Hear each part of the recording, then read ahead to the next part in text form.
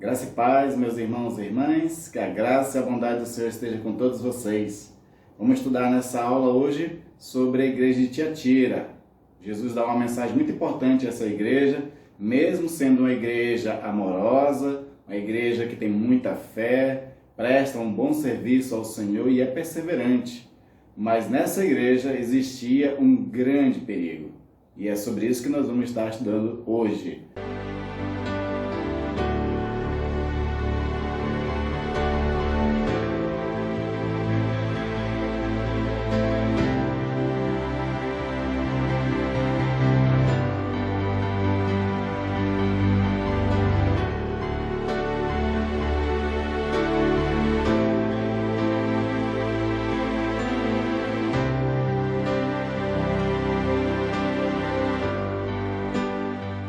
Acompanhe a leitura comigo em Apocalipse, capítulo 2, dos versículos 18 em diante. Eu vou estar lendo na versão Nova Almeida atualizada, onde diz o seguinte: Ao anjo da igreja em Tiatira, escreva: Estas coisas diz o Filho de Deus, que tens os olhos como de chama de fogo e os pés semelhante ao bronze polido. Conheça as obras que você realiza, o seu amor, a sua fé, o seu serviço, a sua perseverança e as suas últimas obras são maiores do que as primeiras. Tenho, porém, contra você o fato de você tolerar que essa mulher, Jezabel, que se declara profetisa, não somente ensine, mas ainda seduz os meus servos a praticar prostituição e a comer coisa sacrificada aos ídolos. Dei-lhe tempo para que se arrependesse, porém ela não quer se arrepender da sua imoralidade. Eis que farei com que fique acamada e trarei grande tribulação aos que com ela adulteraram, caso não se arrependam das obras que ela incita. Matarei os seus filhos, e todas as igrejas saberão que eu sou aquele que sonda mentes e corações, e retribuirei a cada um de vocês segundo as suas obras. Digo, porém, aos demais de Tiatira, a todos aqueles que não seguem essa doutrina e que não conheceram, como eles dizem, as coisas profundas de Satanás: não porei outra carga sobre vocês, tão somente conserve o que vocês têm até que eu venha. Ao vencedor, que guardar até o fim as minhas obras, eu lhe darei a autoridade sobre as nações, e com cetro de ferro as governarás e as reduzirá a pedaços como se fossem objetos de barro. Assim como também eu recebi a autoridade de meu Pai, e eu lhes darei ainda a estrela da manhã. Quem tem ouvido, ouça o que o Espírito diz às igrejas. Vamos pedir do Senhor graça e sabedoria para entendermos a sua palavra. Oremos. Querido Deus e amado Pai, te louvamos e engrandecemos a Ti, que é rico em misericórdia, Senhor, para conosco. Obrigado pela semana que tivemos e pela semana que se inicia. Nesse momento, Senhor, aquele que comigo, Senhor, se reúne para estudarmos a Tua palavra, eu te peço sabedoria, te peço graça, Senhor, para que o Espírito Santo nos ilumine a mente e o coração e possamos compreender esses textos tão preciosos, Senhor, da Tua palavra a qual devemos conhecer cada vez mais, para uma vez sendo conhecedores da verdade, a mentira, Senhor, não tenha vez e não nos engane. Te peço, Senhor, a condução desse estudo pelo próprio Espírito que esteja dirigindo, Senhor, em nome de Jesus. Amém. Queridos, para nós entendermos essa carta que Jesus está entregando à igreja de Tiatira, assim como fizemos nas outras lições, vamos tentar entender um pouco a história da cidade, conhecer um pouco a cidade e entender o contexto em que a igreja do Senhor vivia ali, para melhor compreendermos o que é que está implícito nesse texto.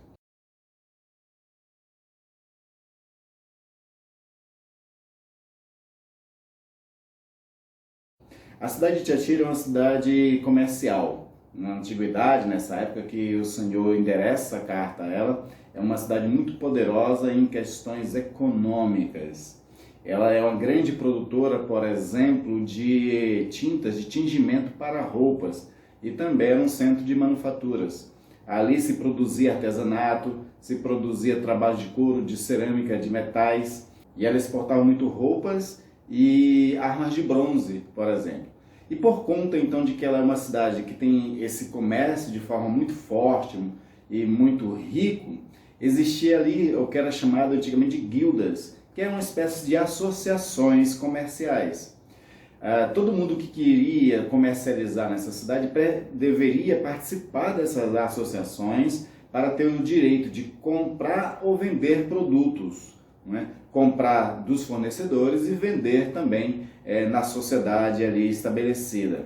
E por conta disso é que vêm os entraves para a igreja também, que é a igreja que se quer ser fiel ao Senhor. Porque todas essas associações, essas guildas comerciais, todas elas tinham um patrono. Um deus específico era o patrono de cada guilda daquela. E por conta disso, ela quando iam realizar festas, cada associação dessa tinha ali um ritual ao deus patrono do seu comércio especificamente. Então, o cristão que quisesse comercializar ou vender, ele ficava nessa sinuca de bico, porque eles tinham que ou fazer isso, ou eles eram expulsos da guilda. Então, imagina a situação da igreja que quer ser fiel ao Senhor, tendo que associar a estas situações. Outra coisa muito importante para se compreender da cidade, que ela era uma cidade em vales, e elas não tinham fortificações.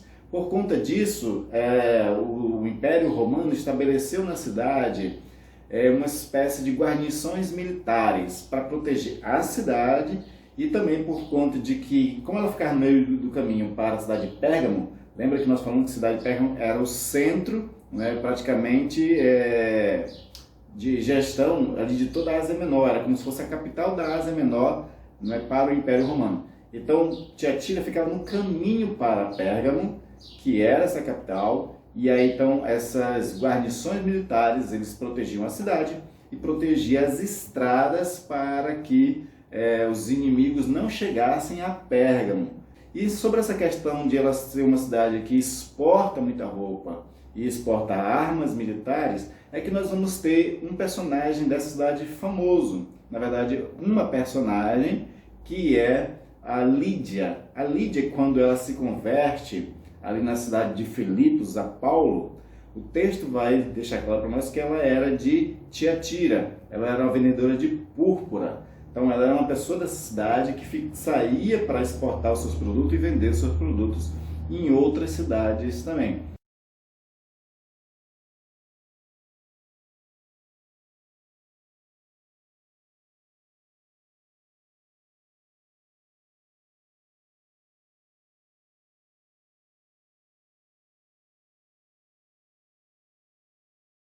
E por conta justamente dessa referência de Lídia, presume-se que talvez Lídia seja uma das primeiras missionárias ali na cidade, e dessa forma o evangelho chegou à cidade e cresceu na cidade. Não existem muitos outros relatos bíblicos sobre como o evangelho chegou ali. Então existe essa possibilidade de realmente a Lídia ser essa pessoa missionária e que depois, por conta justamente de ela ter ido para a cidade, levado o evangelho, outro apóstolo, outros missionários possam ter ido também e ajudado ela lá. O fato é que essa igreja ela se fortalece nessa cidade e ela começa de fato a viver ali de forma fiel ao Senhor em certos aspectos, mas ela também enfrentando muitas dificuldades. As dificuldades primárias era principalmente essa de ela viver numa cidade pagã e que ela só poderia, os membros da igreja só poderiam comercializar se eles fizessem parte dessas associações que eram associações pagãs ligadas a deuses, né, pagãos também. E uma coisa importante também de nós analisarmos para compreender essa mensagem de Jesus a Tiatira é os elementos que Jesus usa nessa mensagem. Por exemplo, você vai ter referências a Jezabel, que são referências a primeiro livro de Reis e segundo livro de Reis, dessa pessoa real que existiu, foi Jezabel, que foi a rainha casada com Acabe. Também tem algumas referências aqui relacionadas a Salmo capítulo 2, onde fala do próprio Jesus, o Salmo capítulo 2, onde fala desse reinado do Filho de Deus. Tendo isso como pano de fundo, então vamos estar analisando agora o texto em si, para compreendermos a mensagem de Jesus a essa igreja. No texto, Jesus ele sempre se apresenta, como nós já vimos nas outras cartas, onde Jesus ele traz uma espécie de simbologia a respeito de si mesmo, sempre retratando alguma verdade profunda sobre isso, a respeito dele, para com essa igreja especificamente. No caso aqui, diz assim, estas coisas diz o Filho de Deus. É a primeira vez aqui em Apocalipse que Jesus faz uma referência a si mesmo como o Filho de Deus. E ele está trazendo aqui, nós vamos ver esses elementos, do Salmo 2 presente aqui também nessa carta. Então ele está se referindo a si mesmo como o Filho de Deus, aquele que tem olhos como chama de fogo, ou seja, é aquele que olha, prescuta todas as coisas e julga todas as coisas também. E também ele fala que os seus pés são semelhantes ao bronze polido, né? Essas referências nós já falamos lá no primeiro vídeo, onde Jesus ele trata sobre essa questão da sua firmeza, do seu poder sobre estas igrejas, porque ele é aquele que caminha nos 7 candelabros de ouro, que são as 7 igrejas, e ele, ao caminhar por elas, ele caminha a passos firmes, por conta de que Jesus ele está tratando essas igrejas de forma séria. Jesus ele não brinca a respeito de sua igreja, diante dos perigos, das ameaças que ela enfrenta, diante dos falsos ensinos que existem dela. Então ele é muito firme realmente com isso tudo, né? Aí Jesus ele vai, como nas outras cartas, dizer que ele conhece as obras também nessa igreja, assim como ele conhece as obras de todas as igrejas. Não pense nós que o Senhor não está de olho na nossa igreja. Não pense nós que os erros que cometemos não é visto por Jesus. Jesus ele vê os erros, mas uma coisa boa é que também Jesus vê os acertos, e sempre ele nas suas cartas começa primeiro elogiando aquilo que a igreja faz de bem. E o bom é que a igreja tenha sempre alguma coisa para ser elogiada pelo Senhor, porque quando a igreja ela é só criticada, e nós vamos ver igrejas que são somente criticadas, né? Então aí é um problema sério. Jesus ele vai agir com muita firmeza contra essas igrejas, porque é a sua igreja e ele não quer que o seu povo seja destruído pelos enganos, pela falsa doutrina, pelos lobos devoradores que estão no meio dela, pelas Jezabels da vida, pelos Nicolaitas da vida, como nós já vimos também nas cartas anteriores, né? Então ele conhece as obras da igreja de Tiatira e ele elogia essas igrejas aqui, dizendo que é uma igreja amorosa. Diferente da igreja de Éfeso, que é uma igreja que perdeu o primeiro amor, ela perdeu aquele fervor espiritual inicial. A igreja de Tiatira é uma igreja que manteve-se de forma amorosa, permanentemente. É uma comunidade amável, uma comunidade de cuidado mútuo, uma comunidade que vive a comunhão uns com os outros. Ali, como por exemplo, é registrado em Atos capítulo 2, 42, que as pessoas viviam debaixo da doutrina dos apóstolos, na comunhão, nas orações, no partir do pão. Então essa comunidade de Tiatira tem esse perfil, né? E as pessoas que fazem parte da comunidade, elas se sentem realmente dentro de uma família onde prima pelo amor. É uma igreja também elogiada pela sua fé. Fé naquele que a chamou, naquele que a designou para fazer missão e para viver naquela cidade. Paulo ele trabalha muito a questão da fé em algumas dimensões além do crer em Deus. Ele coloca a fé também como uma espécie de corpo doutrinário, a qual nós seguimos, a qual dirige as nossas vidas. E fé também como estilo de vida, no sentido de que o caminho por fé e não por vistas. E Jesus está elogiando essa igreja pela vivência da fé, por praticar a fé, por esperar sempre naquele que a chamou. Também ela é elogiada pelo serviço que presta. Era uma igreja diaconal. Era uma igreja que olhava para a necessidade das pessoas, da comunidade, e atendia essas necessidades. O Senhor vai dizer até que a obra deles nesse momento é maior do que no início, quando ela ainda era um embrião de igreja. Então essa igreja está num ascendente sempre muito grande de realmente prestar um relevante serviço à comunidade. Sempre que eu tenho a oportunidade de falar sobre a questão da importância da igreja na comunidade, uma pergunta que eu faço sempre é: quando nós mudamos de endereço, se uma igreja, que está numa rua, de repente ela precisa mudar de endereço, a rua, aquela comunidade ali, vai sentir falta da igreja se ela sair de lá? A igreja, quando ela é relevante, ela faz falta. Mas quando ela não é relevante, talvez as pessoas até deem graças a Deus por ela ter saído dali. Por ter sido talvez uma igreja barulhenta, né? Essas coisas todas que muitas pessoas não cristãs acabam criticando a igreja. Mas essa igreja de Tiatira era uma igreja que tinha serviço, não é? À sua comunidade. Ela era relevante, né? Talvez ela até caísse na graça do povo, como as igrejas lá de Atos Apóstolos caíram na graça do povo também em Jerusalém. Então essa igreja está sendo elogiada por Jesus por ela ser diaconal, por ela prestar um bom serviço. E por último, o último elogio que Jesus dá a essa igreja, de que era uma igreja perseverante. Mesmo diante da dificuldade que a igreja vivia, diante mesmo da perseguição que ela poderia estar vivendo ali, porque, como nós vimos, as associações, todas elas eram idólatras, e então estão dentro de uma sociedade idólatra. A idolatria era uma coisa que caminhava ali muito do lado da fé cristã. Para onde existia igreja, existia idolatria, que não é diferente de hoje. Os modelos de idolatria hoje mudaram. Hoje as pessoas idolatram não mais deuses, né, como Baal, como faziam antigamente, né? Mas hoje as pessoas idolatram artistas, idolatram esportistas, idolatram políticos, as pessoas idolatram às vezes certos objetos e às vezes idolatram até a si mesmas, né? Então o tipo de idolatria mudou, mas a idolatria permanece. E a igreja está sempre lutando contra esses idólatras. Há um autor que diz que se nós amamos um objeto ou qualquer coisa fora de Jesus Cristo, possivelmente essa coisa é o nosso ídolo. Então nós temos que ter muito cuidado realmente com isso, mas a igreja de Tiatira, para exemplo nosso, foi uma igreja que foi perseverante ao Senhor Jesus Cristo diante dessas ameaças todas. Mas essa perseverança toda, a fé, o amor e o serviço que eles prestavam, estava sob ataque muito perigoso e não de fora. O Império Romano, ele não ameaçava tanto a nossa igreja de Tiatira. Possivelmente existia algum tipo de perseguição, porque a igreja, ali nos primeiros 3 séculos, ela sofreu muita perseguição. Mas o que Jesus está colocando aqui é de que o maior perigo, a maior ameaça que ela está sofrendo é de dentro dela.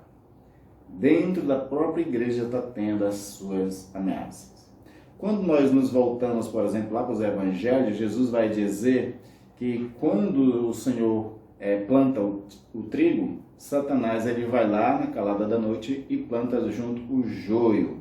E vão crescendo os dois juntos e eles são tão parecidos que realmente a olho nu assim, você não identifica uma diferença. A diferença do joio para o trigo é que o trigo tem frutos, né? E o joio não tem fruto.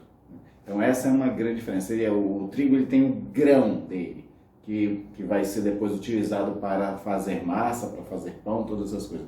O joio não tem, né? O joio nunca tem fruto realmente que seja agradável a Deus, ou às vezes não tem fruto nenhum realmente, né? Essa é a característica do joio.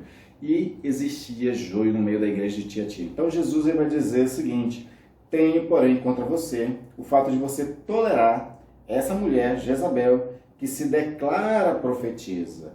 Não somente ensine, mas também seduza os meus servos a praticar a prostituição e a comer coisa sacrificada aos ídolos, né? Ou seja, a primeira coisa que nós vemos aqui é que esse perigo que se fazia presente estava sendo tolerado, né? Antes de abordarmos o perigo em si, vamos entender essa questão que Jesus está dizendo: olha, você tolera. E essa questão de tolerar o erro dentro da igreja, é isso que está sendo mal visto já por Jesus a princípio. Jesus vai criticar aqui o erro em si, mas ele também vai criticar a tolerância ao erro. Então nós temos que ter muito cuidado sobre essa questão do que existe dentro da igreja do Senhor, que pode estar maculando a igreja do Senhor, dos ensinos, doutrinas que não são bíblicas. A gente tem que ter muito cuidado com essas coisas, porque elas podem estar prejudicando devagarzinho e destruindo devagarzinho a obra do Senhor sem a gente perceber direito, né? E ainda por cima a gente vai tolerando, porque os erros eles são visíveis, né? Apesar de que os erros alguns podem ser enganosos, mas eles são visíveis. E nós temos a palavra de Deus para nos privar, para poder nos proteger dos erros. E a palavra de Deus, inclusive, ela é aquele óculos que nos ajuda a enxergar melhor, para que a gente identifique bem o que é certo e identifique muito bem o que é errado, né? Então essa igreja tolerava, e isso é um perigo muito grande que nós todos, às vezes, estamos à mercê de cometer, de tolerar. Às vezes a gente tolera porque a pessoa que comete um erro é uma pessoa querida, é um amigo, é um irmão próximo, mais achegado, que geralmente vai na nossa casa, come com a gente, ou é uma pessoa que dá uma boa oferta na igreja, dá uma boa doação na igreja, né? Então, às vezes, existem certos aspectos da pessoa que está cometendo o erro que a gente tolera o erro dela por conta de que a gente não quer meio que ofender a pessoa, né? Ou tem medo de perder a pessoa, né? De que ela saia da igreja. Isso é um perigo muito grande, né? Porque exatamente aí é que a pessoa se aproveita, né, da nossa boa fé, do fato de que gostamos dela, para ela trazer para a igreja aquilo que prejudica a igreja. E isso pode ser de diversas formas, né, esses prejuízos para a igreja. Às vezes um ensino errado, às vezes uma prática errada, um costume errado, enfim, existem muitas formas. Satanás ele tem uma artimanha muito grande, uma estratégia muito grande de usar essas pessoas para destruir a igreja do Senhor e ali a igreja achar que está fazendo o que é correto, mas na verdade está fazendo o que é errado.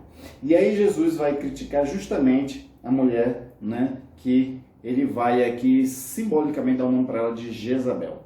Jezabel todos nós a conhecemos, né, está relatado lá em 1ª e 2ª Reis, onde era uma feiticeira, filha de um rei pagão, que casa-se com Acabe, e quando ela casa e vem para Israel, porque Acabe ele era rei do norte, né, daquelas 10 tribos divididas de Israel, e quando ela vem com todo o seu paganismo, ela traz os seus profetas, e ela traz o seu Deus, que é o Deus da fertilidade, que era Baal, né? E ela começa a enganar o povo, começa a prejudicar a religiosidade e a espiritualidade toda da nação israelita por conta disso, né? E é isso que Jesus está dizendo que também essa pessoa está ocasionando na igreja. E pior, essa Jezabel se diz profetiza. Por que é pior? Porque no 1º século, eu acho que de vez em quando, dependendo do estilo de igreja, né, dependendo da doutrina da sua igreja, mas antigamente as pessoas davam muito valor aos profetas. Nesse momento a igreja ela só tem o Antigo Testamento como revelação de Deus. As cartas de Paulo, os evangelhos, essas coisas já estavam sendo escritas naquele período, mas não era de comum conhecimento de todos ainda. Então tinha muito das cartas de Paulo que não chegava nessas comunidades, nessas cidades. Alguns evangelhos não tinham chegado nessa cidade também. Então era muito propício para a igreja ter um profeta do Senhor que pudesse comunicar a vontade de Deus. Então os profetas eram muito bem quistos e a palavra deles era tomada como verdadeiras. Se não tivesse um apóstolo na cidade, o profeta era a segunda pessoa de maior importância que tinha dentro das comunidades cristãs daquele período. Então, por isso que essa mulher ela vai ter uma autoridade muito grande dentro da igreja, e ela não só se intitula como profetisa, mas ela passa-se por mestres também nessa igreja, pois eles estavam tolerando ela e estavam tolerando o seu ensino, e o seu ensino estava seduzindo os servos do Senhor, para que eles praticassem aquilo que ela estava ensinando. E o que os servos do Senhor estavam praticando? Seduzidos, enganados pela Jezabel. Prostituição e comer carne sacrificada aos ídolos, né? Essa questão do engano que ela está ensinando para eles é uma coisa que nós temos que atentar. Existem 3 tipos de enganadores. E nós temos que nos armar contra os 3 tipos de pessoas. Existem aqueles enganadores que são os cínicos. Aquelas pessoas que elas sabem que elas são erradas. Elas conhecem o erro, elas sabem o que é certo, mas ela cria o erro. Ela cria um erro para quê? Para poder agariar admiradores. Geralmente os profetas cínicos são aquelas pessoas que eles usam de artimanhas e artifícios para ganhar admiração. Então eles se titulam profetas, apóstolos, cantores, pessoas que têm a última revelação do momento, pessoas que têm dom de cura. Então ela arroga uma mística para si e diante dessa mística as pessoas começam a adorá-la e ela vai conduzindo as pessoas ao erro. E existe muitas pessoas assim. No Brasil é um celeiro de falsos profetas, de falsos apóstolos, de falsos curandeiros, enfim, né? De muitas pessoas que realmente arrogam para si alguma áurea de poder, de ter sido prestigiado por Deus, de ter algum dom extraordinário e utilizam-se disso para, na verdade, ganhar dinheiro, né? Todo falso profeta, todo falso apóstolo, todo falso pastor, todo falso curandeiro, todos eles têm um único objetivo: de ter muitas pessoas para arrecadar muito dinheiro. Por isso que quando você vê algum pregador que faz o que faz e depois pede dinheiro, né, desafia as pessoas, né, a ofertarem cada vez mais valores para poder receber mais as bênçãos, então desconfie dessas pessoas. Essas pessoas podem estar sendo uma Jezabel, né, dentro da igreja do Senhor e enganando os servos do Senhor, aquelas pessoas que são ingênuas, aquelas pessoas que não conhecem bem a palavra, essas pessoas às vezes que acreditam naquelas mentiras por ingenuidade pura, né? Os cínicos, eles fazem isso com muita eloquência. Os cínicos, eles enganam as pessoas com muita eloquência, são geralmente bons oradores, né? Então tem muito cuidado com esses enganadores cínicos. Mas existem também os enganadores equivocados. São aqueles que foram enganados, né? Que aprenderam tudo de forma errada, mas estão convencidos dessas coisas. E para ele é como se fossem verdades. Eles acreditam piamente que é daquele jeito. E aí, por conta disso, eles ensinam também do mesmo jeito errado. Então, esses são os enganadores equivocados. Essas pessoas, né, diferente dos cínicos, ela é mais fácil no sentido de você tentá-la conduzir à verdade. Porque o cínico, ele faz de propósito. Ele tem o objetivo realmente de querer enganar as pessoas. O equivocado, ele faz porque ele foi enganado. Então, quando você mostra a verdade para essas pessoas em amor, né, e conduz direitinho a verdade do Evangelho, ela é mais fácil, né, de realmente vir para a verdade. E existem os enganadores infernais. O que é os enganadores infernais? É aqueles que o diabo realmente envia nas igrejas para destruir a igreja do Senhor, né? Paulo diz isso lá em 1 Timóteo 4, de 1 e 2, que diz assim, ora, o Espírito afirma expressamente que nos últimos tempos apostatarão da fé por obedecer a espíritos enganadores e a ensino de demônios, pela hipocrisia dos que falam mentiras e que têm cauterizada as próprias consciências, né? Então Paulo fala aqui de que nos últimos tempos, é o tempo que nós vivemos, vai ter esses enganadores infernais, essas pessoas que vão estar ensinando doutrinas de demônios e vão estar conduzindo as pessoas ao erro, né? Para os três tipos de enganadores, Paulo dá uma recomendação muito clara em Efésios capítulo 4. Ele diz que nós temos que crescer na fé e no conhecimento pleno do Senhor Jesus Cristo, para que não sejamos levados como meninos, como crianças, de um lado para outro, ao redor de todo vento de doutrina que surge, né? Que ele diz assim, que pessoas que com artimanha conduzem os outros aos erros, né?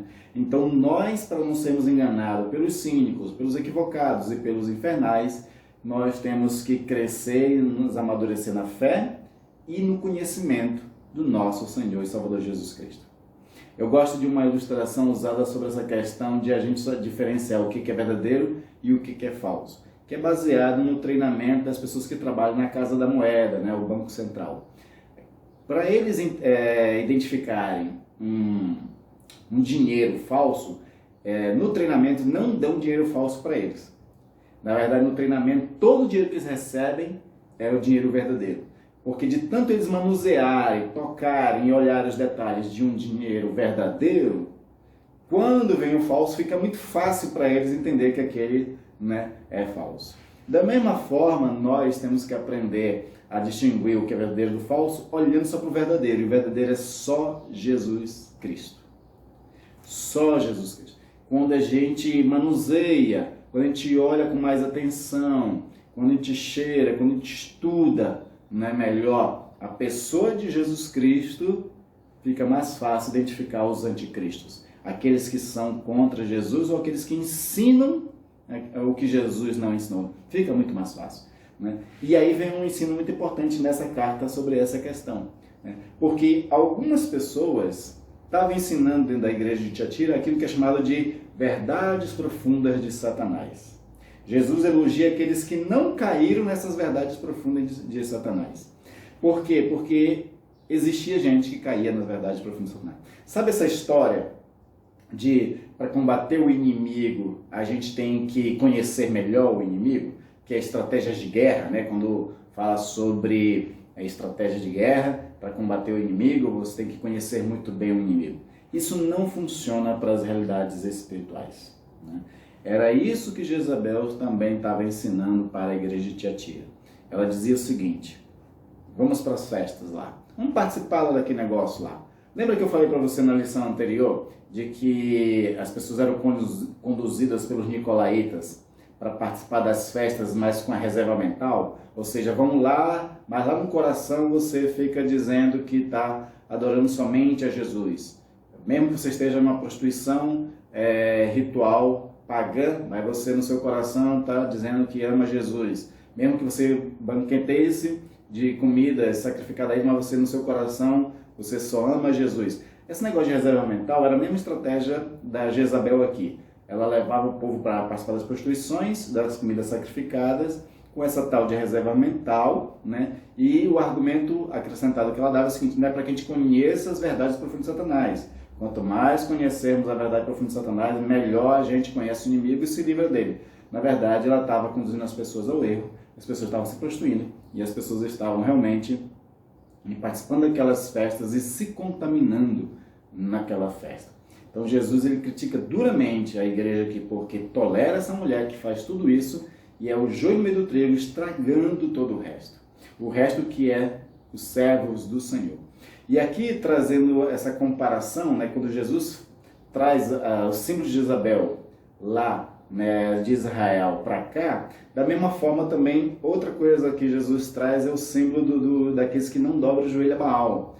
Quando Elias, por exemplo, está deprimido, chorando, porque já morreram todos os profetas de Deus, Jezabel mandou matar todos eles, Jezabel mandou perseguir até o próprio Elias e matar Elias. Então o Senhor diz assim: olha, todos não estás sós, né? Tem outros 7.000 que não dobraram o joelho a Baal. Então existe aqui também aqueles que não dobraram o joelho a Baal. Tem justamente aqueles aqui que não se renderam aos ensinos errados da Jezabel. Tem as pessoas aqui que não foram atrás dessa tal de verdade profunda de Satanás. E é uma espécie de 7.000 que não, né, se contaminaram também. O Senhor sempre tem no meio da igreja essas pessoas e graças a Deus. E a nossa esperança é que nós sejamos encontrados como esses 7.000 que não dobram o joelho, que não se contamina com as coisas do mundo, com os ensinos malignos, com os erros doutrinários que é ensinado na igreja do Senhor. Queridos, não nos enganemos. No Brasil existe muito ensino errado, né? Parece pretensão nossa querer dizer que nós sozinhos estamos certos, né? Existem muitas igrejas boas, graças a Deus. Existe aí umas 7.000 igrejas, né? Esse é um número simbólico, mas existe muito mais igrejas do que isso, né? Que não se contaminaram doutrinariamente, né? Graças a Deus por isso. E essas igrejas são igrejas da palavra, igrejas que se aprofundam na doutrina do Senhor. Mas, infelizmente, existem muitas igrejas que se contaminam, que dobram o joelho a Baal, igrejas que têm seus nicolaítas, seus Balaão, sua Jezabel dentro delas, conduzem o povo ao erro, e a maioria dessas igrejas estão na mídia, principalmente agora, né? com a questão aí das redes sociais, mais ainda essas igrejas estão na mídia. E muitas pessoas estão assistindo cultos e as pregações dos Jezabéis da vida. Nós temos que ter muito cuidado, nós temos que saber avaliar aquilo que nós estamos ouvindo. E a melhor forma de avaliar é dando uma de Berean, ou seja, se aprofunde no estudo da palavra de Deus, né? Estude a palavra de Deus, se arrodeie de mestres, né? Pastores, que também são homens que realmente estão interessados na verdade bíblica. Não qualquer pessoa que, para atrair maior número de pessoas, diz qualquer coisa que os outros gostam de ouvir. Porque o falso mestre, o falso profeta, o falso apóstolo, é aquele que Paulo fala lá no final da sua segunda carta a Timóteo, que diz assim, olha, vai ter pessoas que nos últimos tempos vão fechar os ouvidos para a verdade. Eles vão atrás de mestres que lhe digam aquilo que eles querem, né? Porque a verdade vai ser como um comichão nos ouvidos. Então vão se cercar de falsos mestres que digam o que o seu coração quer, que diga aquilo que é conveniente às suas ambições, aos seus propósitos de vida, né? Então, de fato, tem muito isso. Tem muitos pregadores que falam de riqueza, por quê? Porque tem muito crente que quer só dinheiro, né? Tem muito crente que se preocupa mais com as coisas materiais do que com as espirituais. E os falsos mestres são os que se preocupam com as coisas materiais mais do que as espirituais, né? Então, e é uma coisa muito interessante, né?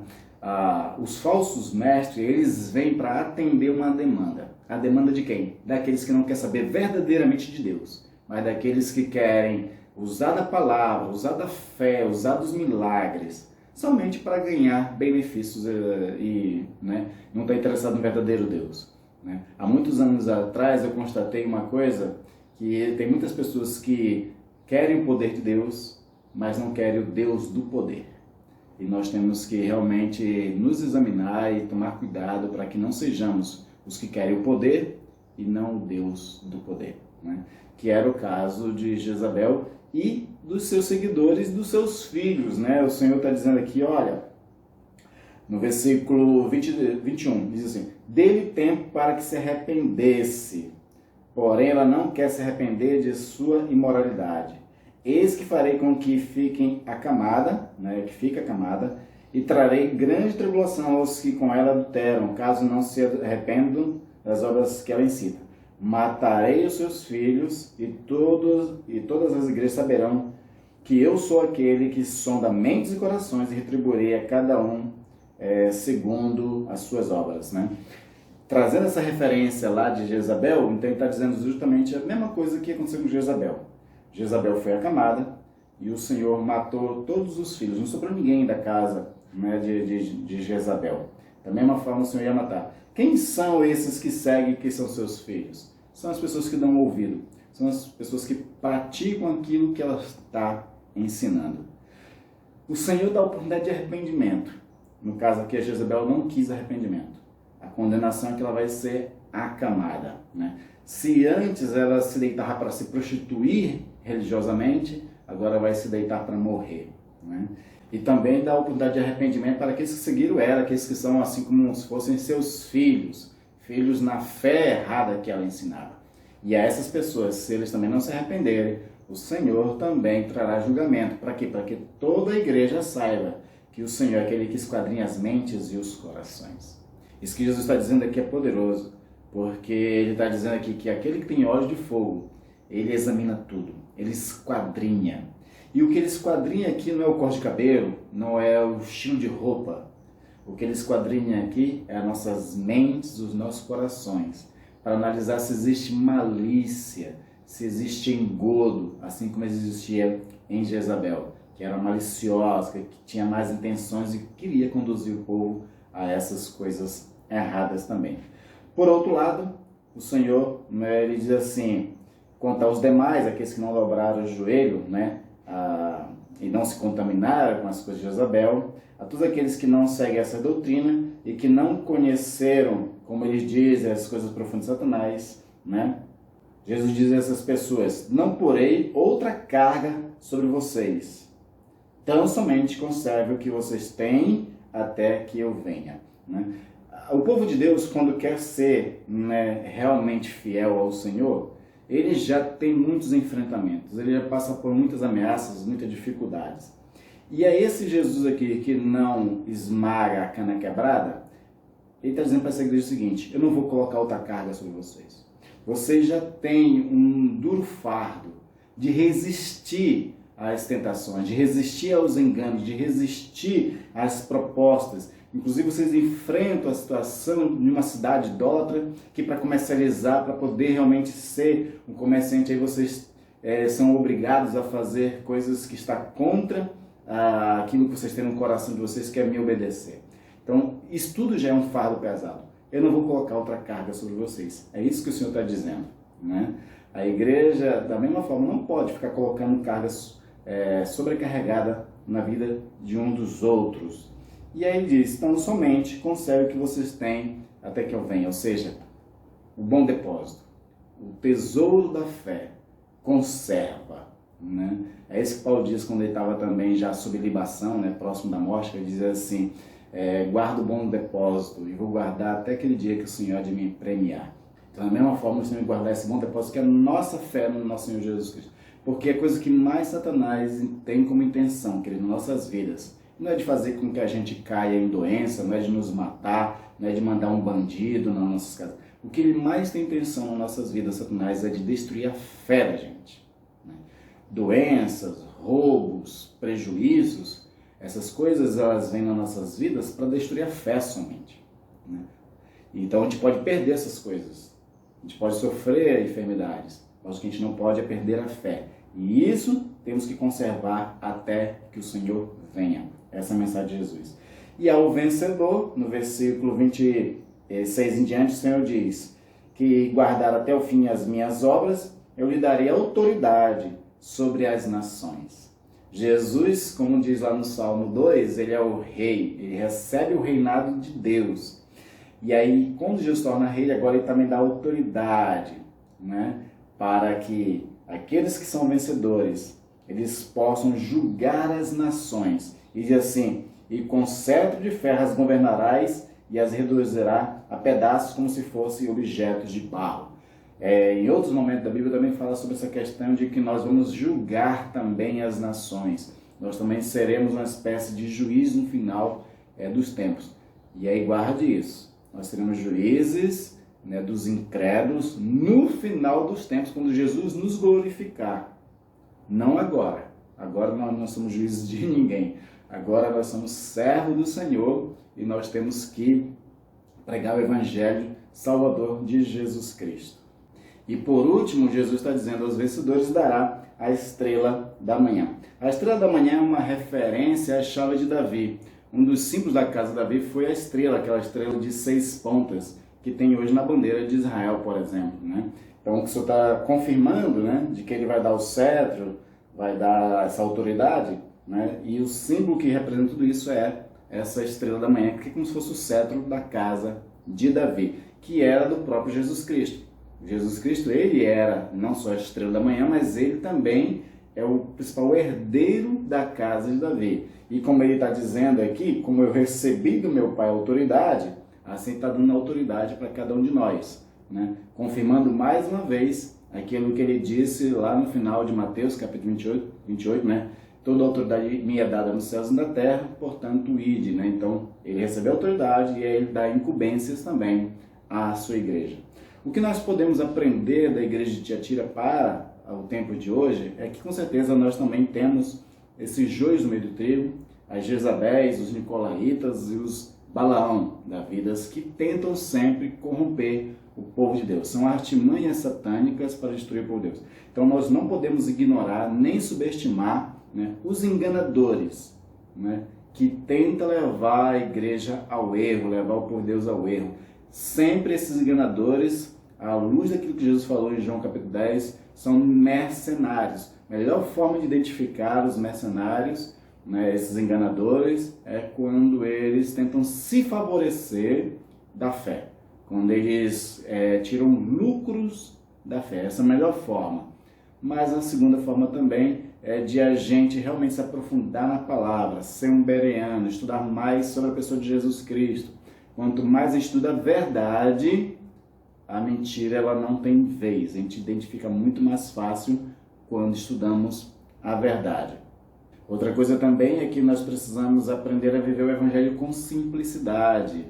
Não adianta a gente querer viver o Evangelho triunfalista, que é muito pregado por aí, ou o Evangelho de verdades profundas de Satanás, correndo atrás de revelações, sabe? Como se a fé cristã fosse uma seita com mistérios ocultos, aquelas coisas que tem muita gente que se deixa levar por essas coisas de ocultismo, né? A fé nossa, ela tem que viver de forma mais simples possível.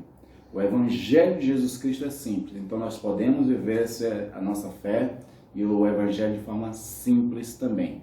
Nada de ficar correndo atrás de verdades profundas, principalmente de Satanás, né?